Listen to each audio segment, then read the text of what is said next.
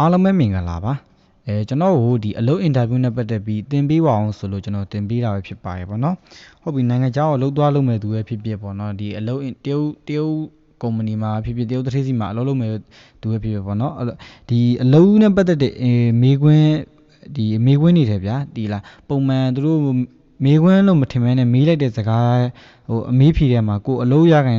ဖို့ရခိုင်တော့50ရာခိုင်နှုန်းရှိတဲ့မိခွန်းလေးကိုကျွန်တော်အကြောင်း20လောက်စုပေးထားဖြစ်ပါတယ်အဲ့ဒါတွေကဘာကြီးလဲဆိုရင်ကျွန်တော်ကြည့်အောင်ပထမဆုံးမိခွန်းမိမဲ့သူကတော့နှုတ်ဆက်မှာပေါ့ဗျာတခါလေမိခွန်းကိုအင်တာဗျူးမဲ့သူကတယောက်တည်းရတော့ရှားရဗျာ2ယောက်3ယောက်ဖြစ်နိုင်တယ်ပေါ့နော်ဟုတ်ကျွန်တော်ကြည့်မယ်ပေါ့ပထမဆုံးသူကနှုတ်ဆက်မှာဗျာမင်္ဂလာပါဆိုရင်တော့နီးဟာဒါဆိုရင်ကိုကလည်းနီးဟောင်မင်္ဂလာပါဆိုပြီးပြန်နှုတ်ဆက်လို့ရတယ်ဒါပေမဲ့သူထိုင်းနေတဲ့သူက2ယောက်3ယောက်ဆိုရင်တာကြဟောင်းအားလုံးမင်္ဂလာပါပေါ့ကိုကဒီလိုမျိုးလေးပြန်ပြီးတော့နှုတ်ဆက်မှာဖြစ်ပါတယ်ပြီးရင်သူကကိုယ့်နာမည်အရင်ဆုံးမေးလိမ့်မယ်ပေါ့နော်မင်းရဲ့နာမည်ကဘယ်လိုခေါ်လဲဆိုရင်နီကြောက်ရှမဲမင်းစစ်မင်းရဲ့နာမည်ကဘယ်လိုခေါ်လဲဒါဆိုရင်ကိုယ့်ရဲ့နာမည်ကဘယ်သူဘွားဖြစ်ကြအောင်ပြန်ပြောမှာဖြစ်ပါတယ်what the message is lily what the message is lily ငါရဲ့နာမည်က lily ဖြစ်ပါတယ်တော့ဒါမှကြံတည်းရဘယ်လိုမျိုးလဲဆိုရင်ငါရဲ့နာမည်ကလီလီဖြစ်တယ်ဒါမှမဟုတ်ကွာမင်းတို့ကငါ့ကိုလီလို့တစ်လုံးနဲ့ခေါ်လို့ရတယ်ဒါမျိုးလေးပြောချင်တယ်ဆိုရင်မင်းတို့ငါ့ကိုလီလို့ခေါ်လို့ရတယ်နီမန်မင်းတို့ခဲကြောက်ရောမင်းတို့ငါ့ကိုခေါ်လို့ရတယ်ဘယ်လိုခေါ်လို့ရလဲဆိုရင်လီဆိုပြီးတစ်လုံးနဲ့ခေါ်လို့ရတယ်နီမန်ခဲကြောက်ရောလီမင်းတို့ငါ့ကိုလီလို့ခေါ်လို့ရတယ်နောက်တစ်ကြောင်းကျတော့အသက်တွေပိုင်းမေးရဗျာမင်းဒီနေ့အသက်ဘယ်လောက်ရှိပြီလဲအဲ့ဒါကိုတရုတ်လိုဘယ်လိုလဲဆိုရင်你今天多大လဲမင်းဒီနေ့အသက်ဘယ်လောက်ရှိပြီလဲဒါမှအဲ့ချိန်မှာကိုယ့်ရဲ့အသက်ကိုအမှန်တမ်းဖြေလိုက်ပါတော့ကျွန်တော်ကဒီမှာ25လို့သုံးထားပါတော့ငါဒီနေ့အသက်25နှစ်ရှိပါပြီ我今天25岁ငါဒီနေ့အသက်25နှစ်ရှိပါပြီဒါမျိုးလေးပြန်ဖြေရမှာဖြစ်ပါတယ်နောက်တစ်ခုကျတော့မေးမှာပြောကိုနိုင်ငံခြားကိုသွားပြီဆိုရင်သူကဟိုမင်းနိုင်ငံခြားကိုဘာကြောင့်လှုပ်လာချင်တာလဲအလုပ်လာပြီးလှုပ်ချင်တာလဲလို့တွားချင်တာလဲလို့သူမေးမှာဖြစ်ပါတယ်အဲ့ဒါမျိုးဆိုရင်ဘယ်လိုဖြေမလဲဘယ်လိုမေးလဲဆိုရင်你为什么想来外国မင်းဘာကြောင့်နိုင်ငံခြားကိုလာချင်တာလဲဒါကြောင့်မှတခြားကိုမှဒီတဲ့ကျွန်တော်ဖြေမဲ့အကြောင်းပြချက်တဲ့ကောင်းတဲ့အကြောင်းပြချက်ရှိရင်လည်းအဲ့အကြောင်းပြချက်ကိုဖြေလိုက်ပါကျွန်တော်ဒီလိုလေးပဲရိုးရှင်းရေးထားပါတယ်ငါပတ်ဆက်ပူးရှာခြင်းလို့အဲ့ဒါကိုတရုတ်လိုဘယ်လိုရေးလဲဆိုရင်ဝေါ်ရှန်ငါရှင်လို့ပေါ့နော်ဘာလို့ရှင်လို့ဆိုရင်ကျွန့်ရှန်တဲ့ဒီငါပတ်ဆက်ပူးရှာခြင်းလို့ပဲဖြစ်ပါတယ်အပြင်သူတို့ကစက်မိလိမ့်မယ်ဘယ်လိုစက်မိမယ်လဲဆိုရင်မင်းအရင်ကဘာအလုပ်လုပ်လဲတဲ့အဲ့ဒါကိုတရုတ်လိုဘယ်လိုပြောလဲဆိုရင်နီဆိုတာမင်းရီးရှန်ဆိုတာအရင်တော့ပေါ့နော်ဇော့ဆိုတာလုပ်တယ်မင်းအရင်တော့လုပ်တယ်ပေါ့နော်ဘာလုပ်လဲဆိုရင်ရှမဲကုန်းဇော့မင်းအရင်တော့ဘာအလုပ်လုပ်လဲဆိုရင်နင်ရီးရှန်ဇော့ရှမဲကုန်းဇော့မင်းအရင်တော့ဘာအလုပ်လုပ်တာလဲဒါပေမဲ့ကိုလုံးဖူးရဲ့လုပ်ကြောင်းဖြေလို့ရပါတော့ကျွန်တော်ဒီမှာကတော့စက်ရုံလုပ်တယ်လို့ကျွန်တော်ဖြေထားဖြစ်ပါတယ်ဝေါ်ရီးရှန်ငါအရင်တော့ site ဆိုတာကဝိပတ်စကားစုပေါ့နော်သူကတွဲရတာဘယ်မှာလုပ်ထားလဲဆိုတော့ကုန်းရှန်ကုန်းစော့ငါစက်ရုံမှာအလုပ်လုပ်ပါတယ်ဝေါ်ရီးရှန် site ကုန်းရှန်ကုန်းစော့ငါဒီပါလဲစက်ရုံမှာအလုပ်လုပ်ပါတယ်လို့ပြန်ဖြေရပါတော့ပြီးရင်သူကဟိုနိုင်ငံခြားလုပ်ဖြစ်တဲ့ဘယ်နိုင်ငံလာလဲသူကသိကျင်နေမယ်ဗျာအဲ့တော့မေးလိမ့်မယ်မင်းဘယ်နိုင်ငံလာလဲဆိုရင်နီရှုံနားလီလိုက်မင်းဘယ်ကနေလာတာလဲပေါ့နော်မင်းပြောချင်တာဘယ်နိုင်ငံလာလဲဆိုရင်အဲ့လိုဒီလိုမေးရဖြစ်ပါတယ်နီရှုံနားလီလိုက်မင်းဘယ်ကနေလာတာလဲအဲ့ငါမြန်မာနိုင်ငံလာပါဆိုရင်ဝေါ်ရှုံငါမှားလာပေါ့နော်ဘယ်လာအောင်ဆိုရင်မြန်တရန်လိုက်မြန်မာနိုင်ငံကနေလာပါတယ်တဲ့နောက်တစ်ကြောင်းကျတော့မင်းဘာသာစကားဘယ်နှမျိုးပြောတတ်လဲတဲ့ဒါကနိုင်ငံခြားသွားဖြစ်တဲ့သူကတော့ဟိုသိကျင်မှာပဲလေမင်းမှာပဲမိခင်ဘာသာစကားရဲ့အဓိကတော့တရုတ်ဘာသာစကားတက်မယ်ပေါ့နော်တခြားစကားရဲ့တခြားဘာသာစကားတွေပါလေ့လာထားသေးလားသူကသိကျင်မှာဒါကြောင့်မေးရမိကုန်ဖြစ်ပါတယ်အဲ့တော့ဘယ်လိုမေးလဲဆိုရင်ညီဝှေ့တဲ့မင်းတက်လာတဲ့ကြီးကြုံဆိုတာဘယ်နှမျိုးတက်လဲပေါ့နော်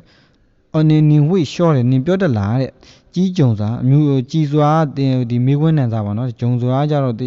မျိုးပြစကားလုံးဖြစ်တယ်ပေါ့နော်ကြီးကြုံဘယ်နှမျိုးလဲပေါ့နော်ရွေ့ရန်ဆိုတာကြတော့ဘာသာစကားမင်းဘာသာစကားဘယ်နှမျိုးပြောတတ်လဲတဲ့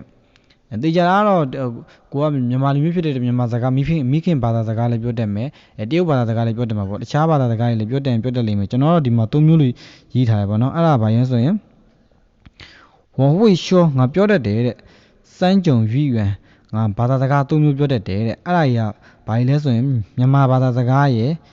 တရုတ်ဘာသာစကားရဲ့အင်္ဂလိပ်ဘာသာစကားနည်းနည်း ကျွန်တော်ကကျောင်းမှာငငယ်မှန်းတက်ခဲ့ဖြစ်တဲ့အတွက်ဒီတရုတ်ဘာသာစကားကိုလေကျွန်တော်ကအနေငယ်ပြောတတ်တယ်ဗျာ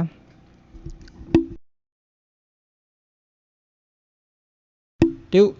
ပေါ့ဆိုအင်္ဂလိပ်ဘာသာစကားကိုလည်းနည်းနည်းပြောတတ်တယ်တချို့ကြလည်းကျွမ်းကျွမ်းကျင်ပြောတတ်တယ်ပေါ့ကျွန်တော်ကဒီမှာနည်းငယ်ပြောတတ်တယ်လို့ရေးထားတယ်ပထမဆုံးမြန်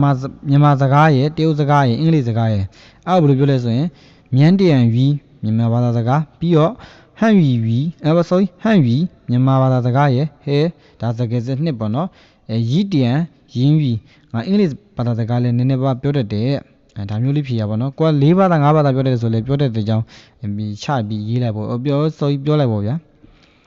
နောက်တစ်ကြောင်းကသူကမင်းအခြားနိုင်ငံတွေသွားဘူးလားဒီဟိုကတရုတ်နိုင်ငံပြတခြားဘယ်နိုင်ငံတွေသွားဘူးလဲစင်ကာပူတို့ထိုင်းတို့ဘာတို့သူသိကျင်လို့မေးရအဲ့ဒါကိုဘယ်လိုမေးလဲဆိုရင်နင်ရွှေ့ကော့တယ်မင်းသွားဘူးလားရှီထားတာတခြားပါနော်ကော်ကြားမားပေါ့နော်မင်းတခြားနိုင်ငံတွေသွားဘူးလားသွားဘူးရဲ့ဆိုရင်လည်းသွားဘူးရဲ့ပေါ့နော်မသွားဘူးဆိုလည်းမသွားဘူးပေါ့သွားဘူးရဲ့ဆိုရင်တော့ဘယ်လိုဖြေလဲဆိုရင်ဟောရွှေ့ကော့ငါသွားဘူးရတယ်မသွားဘူးဆိုတော့မင်းယုံနေနေတာပေါ့နော်မင်းလို့လည်းတစ်လုံးနဲ့သုံးလို့ရတယ်ဟောမင်းရွှေ့ကော့ငါမသွားဘူးပါဘူးဟုတ်ပြီနောက်ထပ်တစ်ကြောင်းကဘာလဲဆိုရင်နောက်ထပ်တစ်ကြောင်းကမင်းနိုင်ငံခြားမှာပတ်သက်ရှာပြီးဘာလုပ်ချင်တာလဲဒါကတော့အမေးများဆုံးမေးခွန်းပေါ့နော်တော်တော်များများလည်းတွေးဘူးမယ်ထင်ပါတယ်ကိုယ်ကတလေနိုင်ငံခြားလာပြီးပတ်သက်ရှာခဲ့တဲ့ဒီတရားနေရပတ်သက်ကိုမင်းဘယ်မှာပြန်သုံးချင်တာလဲဘာလုပ်ချင်တာလဲသူကသိချင်လို့မေးရမေးခွန်းဖြစ်ပါတယ်အဲ့ဒါကိုဘယ်လိုမေးလဲဆိုရင်နီဆိုင်ကော့ဝိုက်မင်းနိုင်ငံခြားမှာတဲ့ကျွမ်းချန်ပတ်သက်ရှာပြီးပေါ့နော်ရှန်ဆိုတာလှုပ်ရှင်တာပေါ့နော်ကန်ရှမဲမင်းနိုင်ငံခြားမှာပတ်သက်ရှာပြီးမင်းဘာလုပ်ချင်တာလဲအဲ့တော့ကိုကတော့ကိုယ့်ရဲ့မိသားစုစင်ပြေစင်တို့ကိုယ့်ရဲ့မိသားစုဒီတဲ့လူနေမှုပေါ့တိုးတက်စေခြင်းတို့ဒါမျိုးပဲဖြေရမှာဖြစ်ပါတယ်အဲ့တော့သူကဘယ်လိုဖြေထားလဲဆိုရင်ငါမိသားစုကိုအစင်တန်းမြင့်စေခြင်းတယ်အဲ့ဒါတရုတ်လို့ဆိုရင်ဝေါ်ရှန်ငါဒီဖြစ်စေခြင်းနဲ့ပေါ့ကွာထီကောင်းဆိုတာဒီမြန်မာဒီဆိုရင်မြင့်တင်စေခြင်းနဲ့တိုးတက်စေခြင်းနဲ့ဘာလို့မြင့်တင်တိုးတက်ခြင်းလဲအောင်ဆိုရင်ကြားထရတဲ့ရှမ်းဟုတ်ဒီမိသားစုရဲ့ဒီမိသားစုရဲ့ဒီအရှိနေထိုင်မှုဘဝအစင်တန်းတွေကိုဒီနေထိုင်မှုဘဝတိုးတက်စေနေပါတော့ရွှေပြင်းဆိုတာစင်တန်းပေါ့နော်ငါမိသားစုရဲ့နေထိုင်မှုအစင်တန်းတွေကိုမြန်မာတိုးတက်စေခြင်းနဲ့ပေါ့နော်အဲ့ဒါကိုဘယ်လိုပြောလဲဆိုရင်ဝေါ်ရှန်ထီကောင်ကြားထင်းတဲ့ရှမ်းဟုတ်ရွှေပင်ငါမိသားစုကိုစင်တန်းမြင့်စေခြင်းနဲ့နောက်ဆုံးမျိုးခွင့်ကြပါအောင်ဆိုတော့မင်းရဲ့မြုံမှန်းလာစာဘယ်လောက်လဲတဲ့သူကဒီကုမ္ပဏီမှာလုပ်မယ်ဆိုရင်မင်းဘယ်လောက်လာစာလိုချင်လဲပေါ့နော်ဒါကိုမေးတာပဲဖြစ်ပါတယ်အဲ့ဒါကိုတရုတ်လိုဘယ်လိုမင်းလဲဆိုရင်နင်လီရှန်မင်းမြုံမှန်းတဲ့နင်လီရှန်တဲ့ရှင်းရှိမင်းမြုံမှန်းတဲ့လာစာရှစ်ဖြစ်တယ်ပေါ့နော်တောချောင်ဘယ်လောက်လဲတဲ့မင်းမြုံမှန်းတဲ့လာစာဘယ်လောက်လဲလို့သူကမေးတာဖြစ်ပါတယ်နင်လီရှန်တဲ့ရှင်းတောချောင်မင်းမြုံမှန်းတဲ့လာစာဘယ်လောက်လဲတဲ့မဲကိုမြုံမနဲ့လာတာဘယ်လောက်လဲဆိုတော့ပြောကြပေးရမှာဖြစ်ပါတယ်ကိုမြုံမနဲ့လာတာကျွန်တော်တော့တရုတ်ငွေ9000ပေါ့နော်နည်းနည်းများပါလားမသိရွှန်9000ပေါ့ဗျာဝလီချန်ဝူရှန်ပေါ့နော်ငါလာတာ9000မြုံမန်းထားတယ်တဲ့ဒါမျိုးလေးဖြည့်ပြရမှာဖြစ်ပါတယ်ဒါကျောင်းစာကျောင်းကြီးကျောင်း20လောက်ရှိရပေါ့နော်ပြန်ကိုကဒီဟာကြီးကလုံးနဲ့တော့မပတ်သက်ဘူးဒါပေမဲ့သူမေးခွန်းလို့မထင်အောင်ပြန်မေးခွန်းလို့မထင်အောင်လည်းအပြန်အလှန်စကားပြောရင်းနဲ့မေးသွားတဲ့မေးခွန်းလေးပေါ့ဗျာဒါမျိုးလေးကိုကျွန်တော်သိစေချင်လို့မျှဝေလိုက်တာပဲဖြစ်ပါတယ်အားလုံးကျေးဇူးတင်ပါတယ်